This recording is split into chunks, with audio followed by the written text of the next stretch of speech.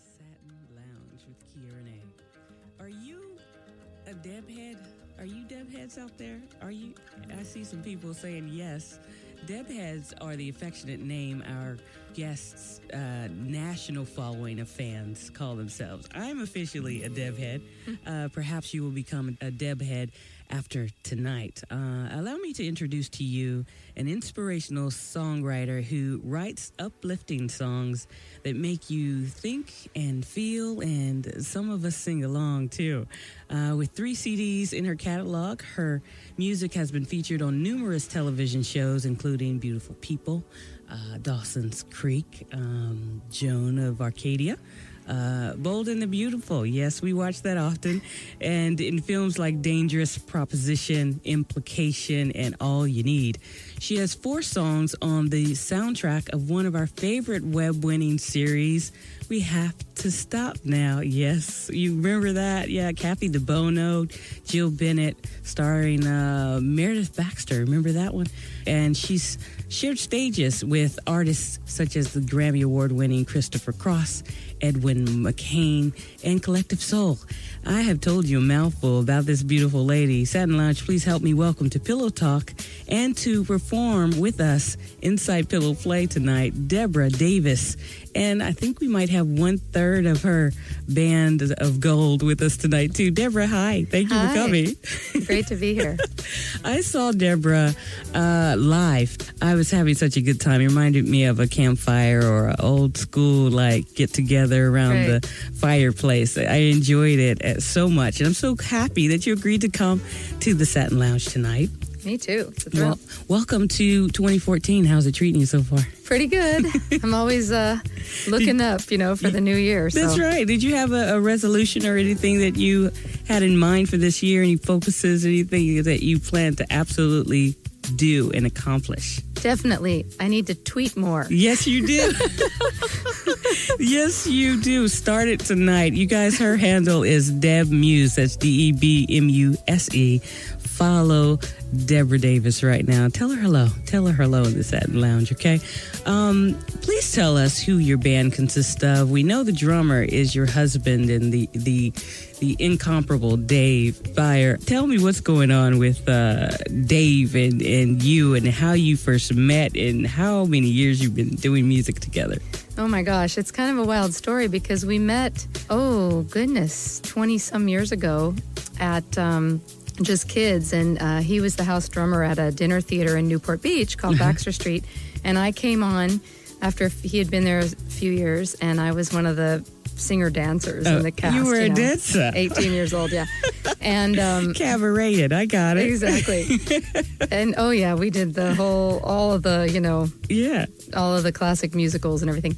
Anyway, and we met and just hit it off and had music in common, and and we've been together ever since, and a lot of times that doesn't work out so well if you have two. What's the formula? How do you keep longevity with 2 musicians? That is very rare. It is, and now we have a daughter, so it's even more challenging because our schedules are so unroutine. You know, they're not like typical families, go to work 9 to 5, come home, and anyway. But we try to give her some sort of stability.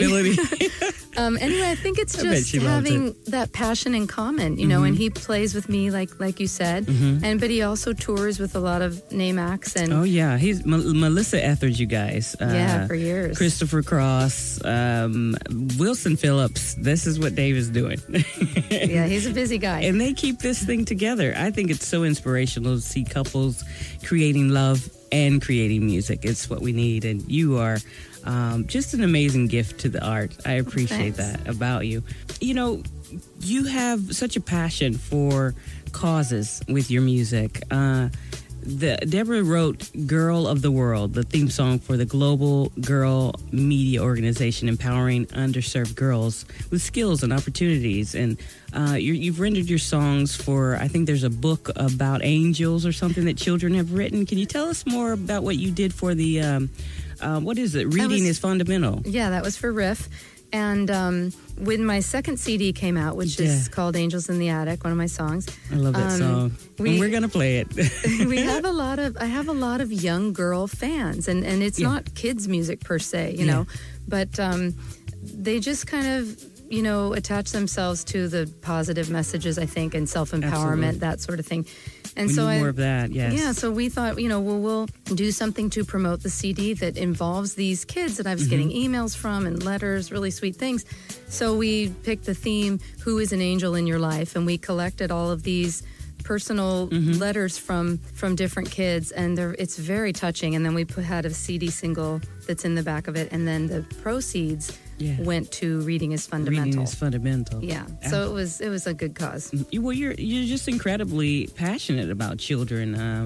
Can you share more about something you call Music Heals? Tell me more about that. That's a nonprofit organization that I had with 5 other women, all singer-songwriters, and unfortunately it's not together now, but we were together for about 5 years, and we put on some big concerts, and we did arts programs with underprivileged kids in the mostly in the valley. You're a piano teacher. Yes. You teach guitar. What has been the most inspirational thing that you experienced that you can remember between you and one of your students? Oh goodness, I've had some that have just. Well, one that I had a student that he stammered. He really had a problem and was very afraid to do the recital. I have one recital a year, and he's playing, he's not speaking, but just it's the whole thing of like getting in front of people and we had been working together maybe only like less than a year, and he wrote me a note and just said, I am going to do the recital because you make me believe in myself. And I thought that was a great, because I let them do what I'm not just like, this is what you're playing, this is the book. If they're into Coldplay or whatever they want to learn to play, I'll teach them that if it makes them feel good, or I help them write their own songs too, a lot of the times. And he's going to become like the next, Beethoven or something really. Elton John. Incredible. And it's all because of you, Deborah. Well, I try. I love that you spend time with our children. I mean, they're our future, and there's so many people who don't. I mean, it seems like the world has gotten so busy these days, we forget about that. We need someone to kind of each one teach one, take some time and hear their voices. And so, I have a son who, the way he learns is a little bit different. And if it wasn't for people like you, I think he'd be really nervous and discouraged about the way that he learns, but he's brilliant at the same time. I mean, it's almost like an autism sort of, but he's incredible. I'm looking forward to him becoming the next Steven Spielberg or something really incredible too. Exactly. And music brings out the best in everybody, really. It does, if you tap into that. It is the language. It is a universal language, and it's what we celebrate here in the Satin Lounge. Not only do you help the children, you have a passion for cancer survivors. You put your music to good causes, including the Artists Against Cancer, and it's all about Eve for breast cancer research. Why is it so important for you to attach your music to causes this way?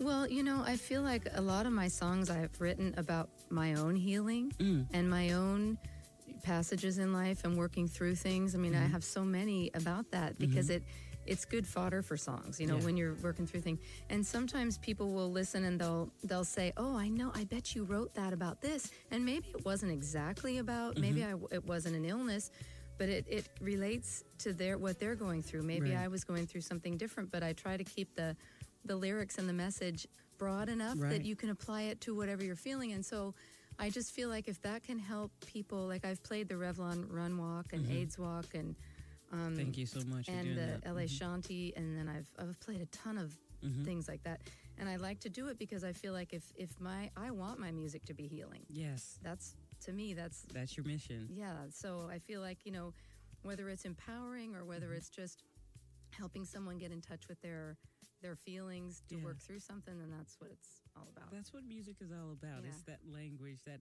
unspoken, that's through music. And I know we're better for it. I think your music is very inspiring.